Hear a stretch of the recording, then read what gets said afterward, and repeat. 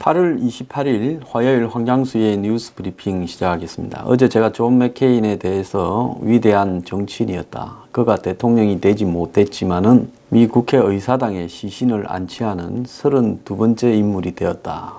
라는 사실을 볼 때 왜 그가 존경을 받는지 이 시대에 그런 부분들은 이유가 있을 겁니다. 그는 미국이 1930년대 국수주의 사회로 회귀하고 있는 것 같다.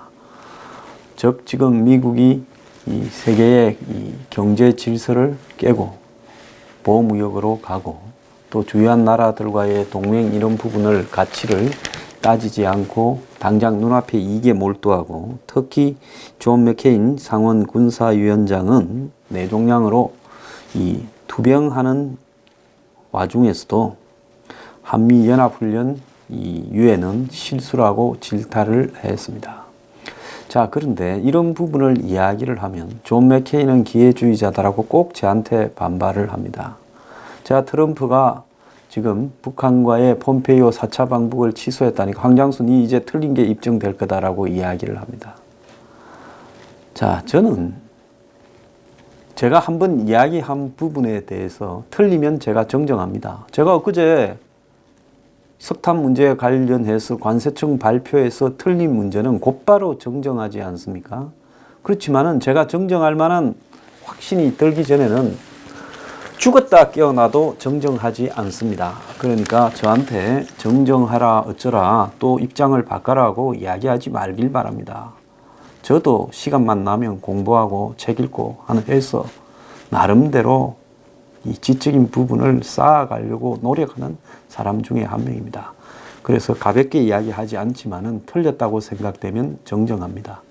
저는 트럼프는 지금 미국의 국익을 위해서나 대한민국 국익을 위해서 폼페이오 방북을 취소시킨 게 아니라 방북에서 나타날 결과에 대해서 감당이 불가했으니까 취소시킨 겁니다. 가치에 따라 움직인 비록 대통령은 되지 못했지만은 존 맥케인과 비교하는 부분은 어불성설이라고 생각합니다. 자, 공무원에 대해서 좀 이야기를 하겠습니다. 엊그제 통계청에서 참 오래 이렇게 근무를 하셨던 은퇴한 어떤 공무원분이 저한테 문자를 보내왔습니다. 뭐라고 보내왔는가 하면 통계청장을 전격 교체했는데 청장 바꾼다고 지표가 좋아지는지 표본 추출 잘못했다고 교체했다는데 통계 조작하겠다는 건지 묻고 싶네요. 얼마 전에는 담당 과장을 교체하더니 이번에는 청장을, 그리고 기상청장 교체한 부분에 대해서는 기상청장이 하나님 아들인가요?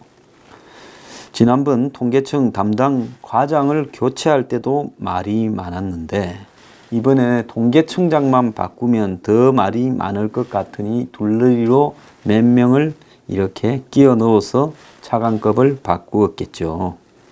소득주도형 성장이 연말에는 효과가 나타날 거라는데 통계청장 자르고 새로운 놈이 와서 서서히 통계 조작하겠다는 것 같군요. 자, 그렇게 말을 전달해 오셨습니다.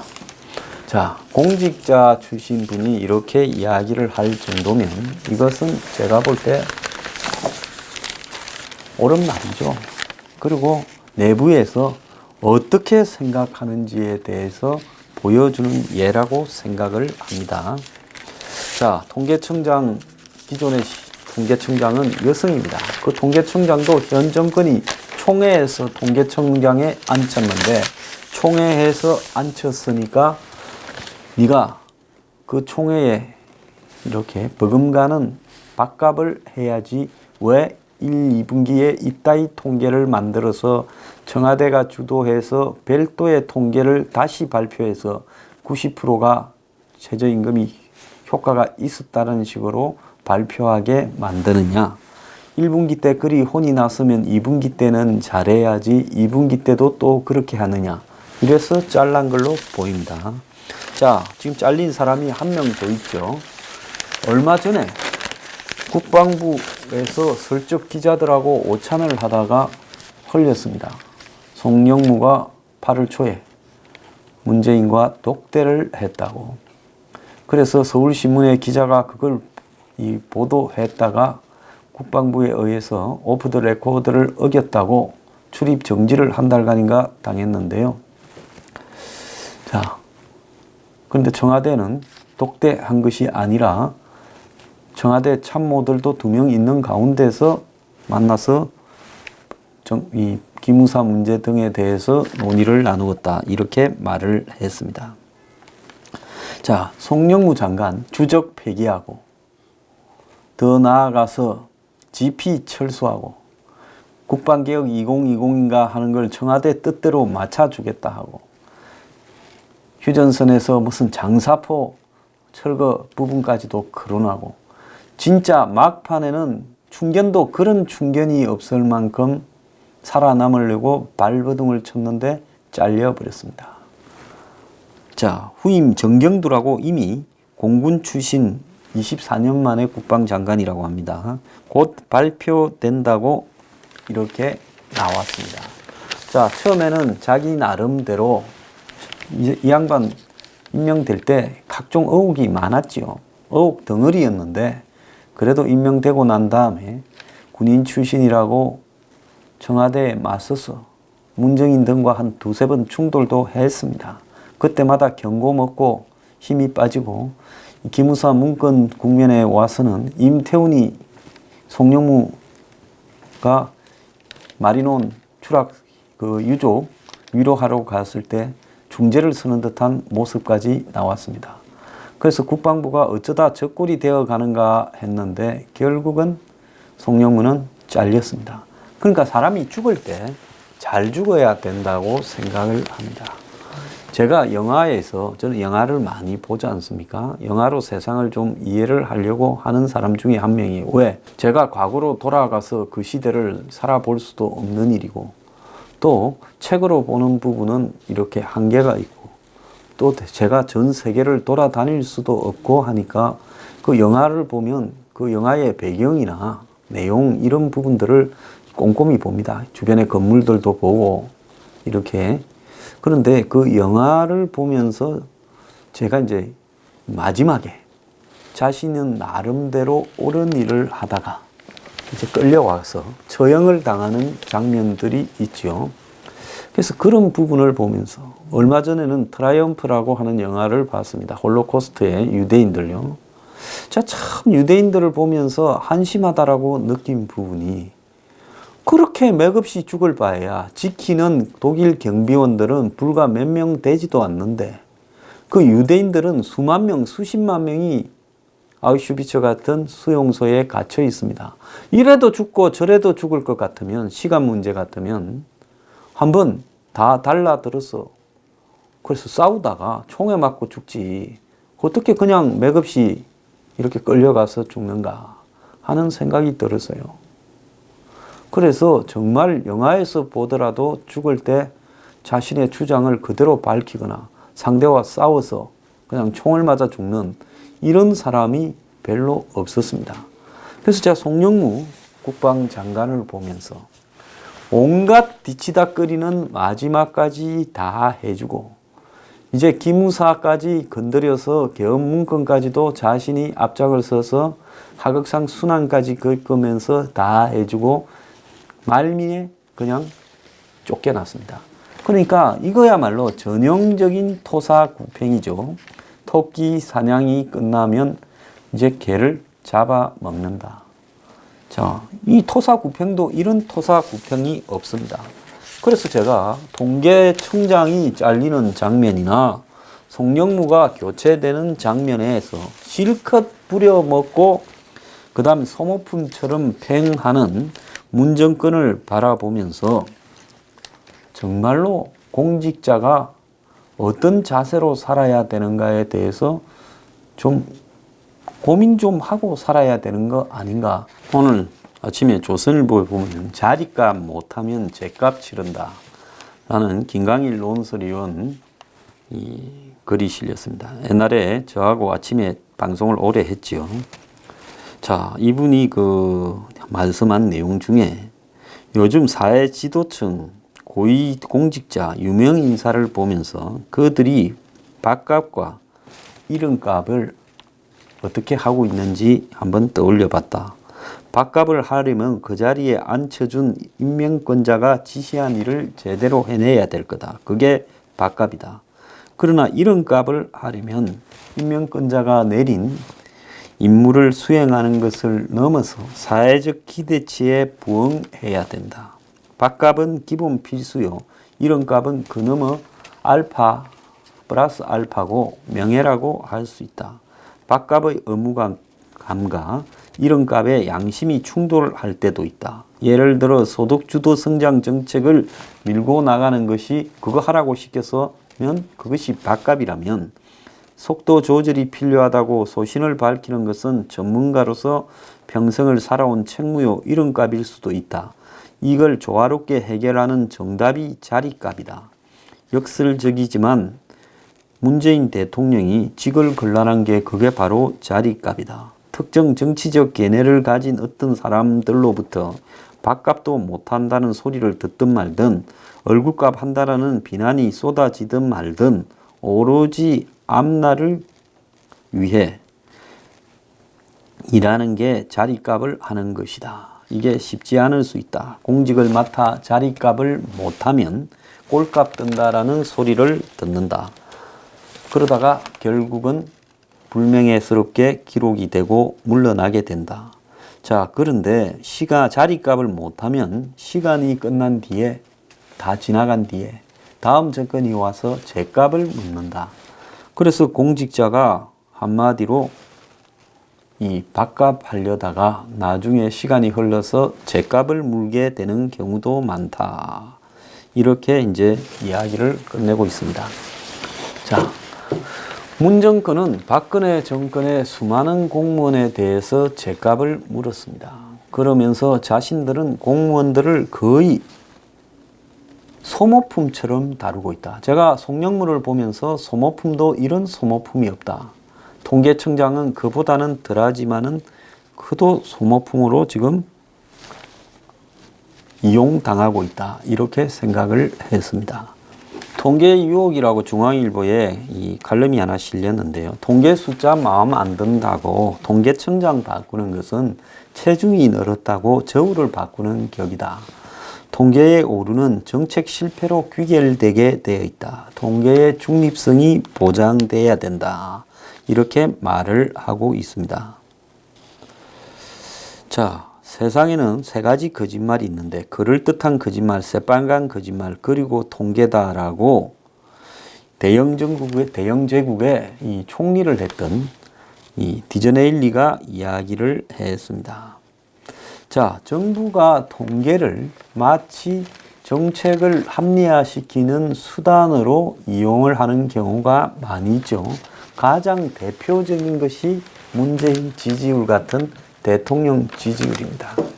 자, 대통령 지지율을 한국의 여론조사 회사가 몇 개입니까? 갤럽, 리얼메터, RN서치부터 한길 리서치, 요즘 별로 조사도 안 합니다. 조엔 CNI, 기껏 지금 우리가 보는 여론조사 하는 회사는 이 정도밖에 안 됩니다. 그럼 이런 한 5개에서 많게는 10개쯤 되는 회사가 여론조사를 하고 그 중에 주기적으로 하는 회사는 한 4개 정도밖에 안 되는 걸로 제가 알고 있습니다. 그러면 이런 회사에서 문재인이 몇 프로다 이렇게 발표를 하면 그 발표 내용이 국민들을 하여금 문재인이가 인기가 있다 없다라고 판단하는 근거가 됩니다. 각자 개인은 자신이 문재인에 대해서 생각하는 관점이 있지만은 국민 각자가 가지고 있는 생각을 알 방법이 없습니다. 그렇다고 언론사가 주관적으로 인기 있다 없다라고 할 수 없으니까 결국 문재인이 어느 정도 인기 있느냐 하는 것은 이런 통계 숫자밖에 그 근거가 없다라는 겁니다.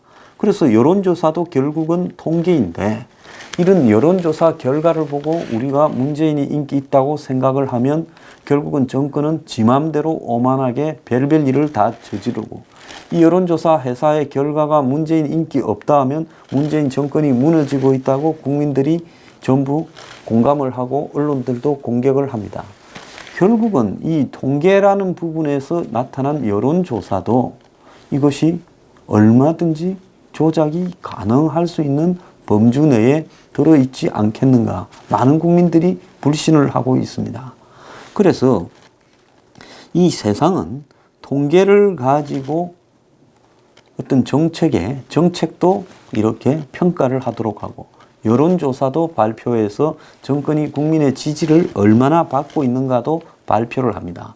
그렇다면 이런 통계를 내는 공무원이나 그 다음에 여론조사를 하는 기관은 그야말로 공정하고 정치적 바람을 타지 않는 전문적인 인사들로 노타치의 영역에 있어야 된다고 생각을 저는 하고 있습니다. 그래서 국가가 통계는 앞으로 나아갈 이 방향에 대한 예고를 하는 부분이기 때문에 그 통계를 보고 잘못된 정책은 수정해야 되고 잘하는 정책은 더욱더 속도를 내야 되는 그런 바로미터, 예시 기능을 하고 있는 겁니다. 그런데 이걸 조작해버리면 당장 저들이 좀 살자고 어떻게 되겠습니까? 지금 길을 잘못 들어서 내비게이션이 고장났어요. 숲속으로 절벽으로 가고 있는데 이거를 조작해서 좋은 길로 가고 있다고 이렇게 믿게 만들면 당장 운전하는 사람 마음이야 편하겠지만 좀 있으면 어떻게 돼요? 으악 쿵 해서 끝나는 겁니다. 지금 그 어리석음을 이 정권이 저지르고 있는 거예요. 그리스가 2000년 유로존에 가입하기 위해 그리스 정부가 통계에 손을 댔습니다. 처음에 EU가 이렇게 출범을 하고 유로존, 즉 유로화를 쓰는 이런 나라들의 가입을 시키려면 경제가 이렇게 위험한 나라를 가입시키면 들어오자 말자부터 손 내밀면서 빚쟁이가 되니까 그런 나라는 가입을 유예시키고 있었어요. 경제가 좀 개선이 되면 들어오라고. 그러니까 그리스가 재정 적자 규모를 GDP의 6%로 낮추어서 발표를 했습니다. 실제는 그 2배도 넘는 13.6%였다는 거예요.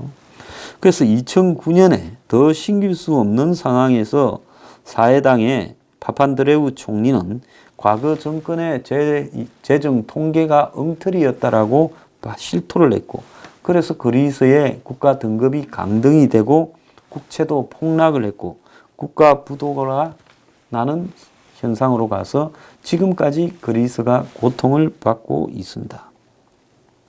자, 문재인 정권이 최저임금을 대폭 인상하고 소득주도 성장을 했음에도 그거 결과가 언제부터 이제 나오느냐? 올해 1월 1분기, 2분기부터 그 결과가 나오면서 연속 악화되어 가는 부분으로 나왔고 그래서 최하위 1분위 그러니까 제일 못 사는 한국의 밑에 20%가 1분기에는 8%, 2분기에는 7.6% 소득이 감소했습니다.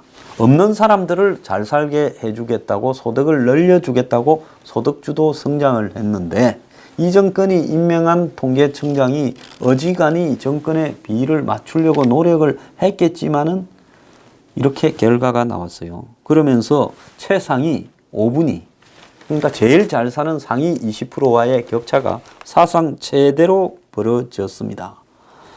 자, 이러다 보니까 이제 이 정권이 공무원을 대하거나 사람을 대하거나 그 다음에 정책을 하는 부분에서 상식이 결여된 정권이라는 것을 보여주는 행동이 나왔습니다. 좀 좋은 말로 하면 정무감각에 결여다라고 이야기를 할 수 있겠죠. 잘라라.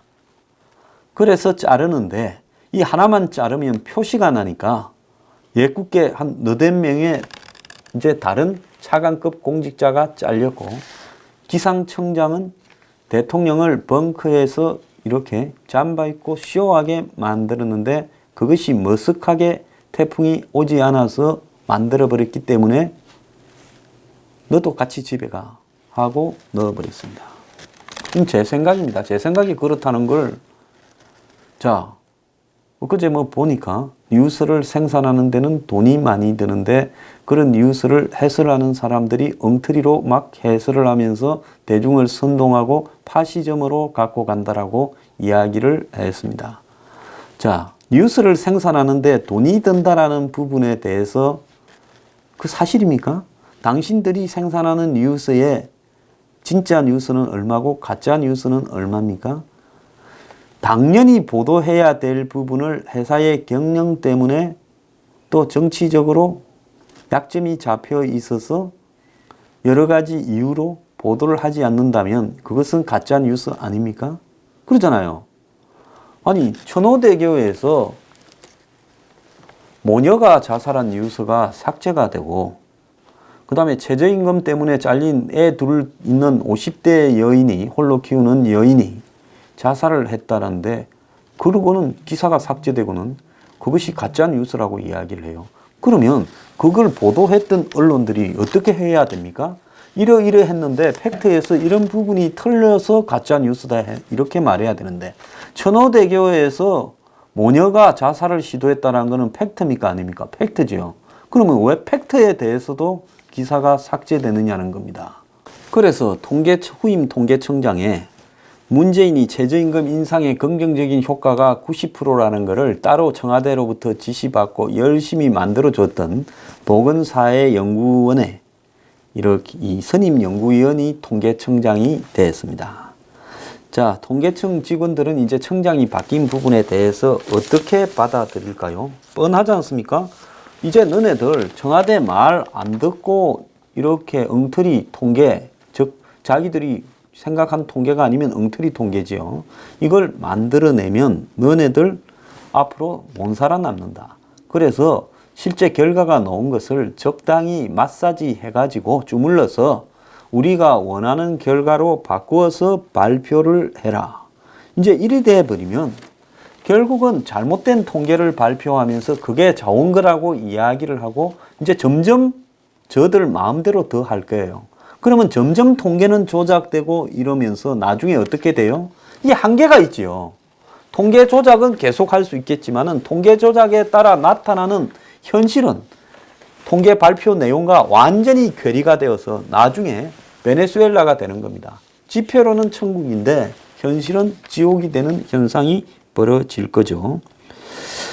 자, 청와대가요, 이런 식으로 일을 해서는 살아남을 수 없습니다. 통계청장이 한 인터넷 매체와 임식을 울면서 하고 난 이후에 경질 사유를 묻는 질문에 모른다. 청와대 인사권자의 생각이다. 어쨌든 제가 그렇게 청와대의 말을 잘 들었던 편은 아니었다라고 이야기를 했습니다. 자, 그런데 이 가계소득을 표본 조사를 늘려가지고 현 통계청장이 이렇게 조사를 했지요.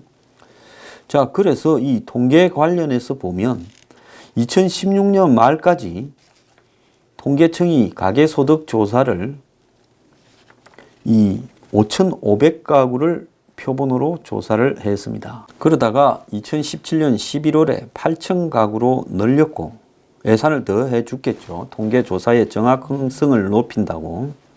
그리고 2018년 5월에 1분기 이 계층별로 소득 발표가 있었고, 그리고 그 발표가 있은 직후에 문재인이 소득주도 성장이 90%의 긍정 효과가 있다고 그 근거로 노동연구원과 보건사회연구원이 통계청 자료에서 자영업자를 제외하고 분석한 것을 이렇게 근거로 해서 그런 말을 했습니다. 그러다가 8월에 2분기 소득 통계조사 결과가 발표되었는데 10년 만에 가장 크게 이렇게 통계가 벌어지니까 통계청장을 교체했습니다.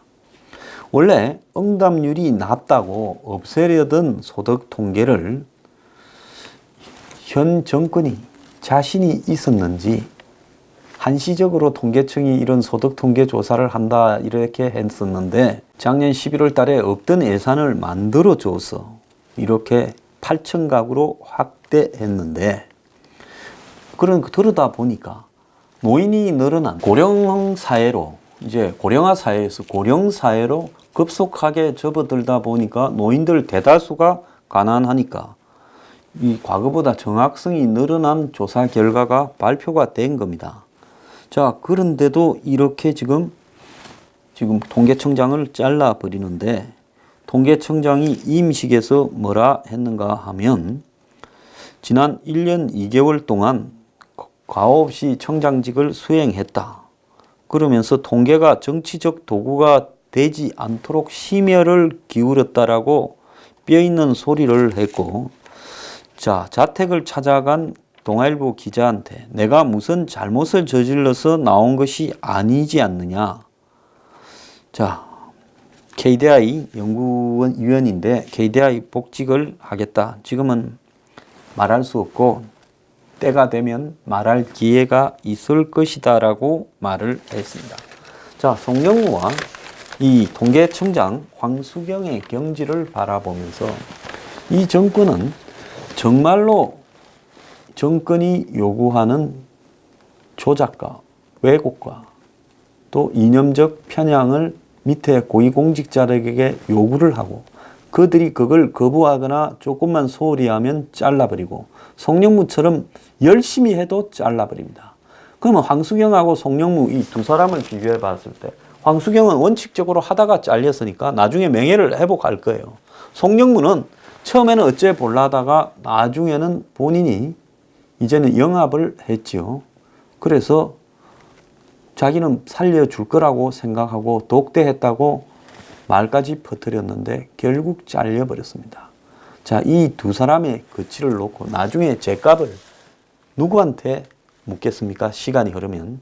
그리고 자리값을 누구한테 묻겠습니까? 세상은 송영무에게 자리값과 죗값을 물을 겁니다. 자, 김동연 부총리 그 자리에 앉아 있으면서 당신이 아무리 뭐라고 해봤자 그거 고지 곧대로 들리지 않습니다. 당신도 나중에 자리값과 죗값을 물음 당하기 전에 한간에 사표설이 나왔을 때 그냥 곧바로 사표를 내기 바랍니다. 더 앉아 있으면 당신도 자리값과 죗값의 추궁 대상이 될 수밖에 없습니다.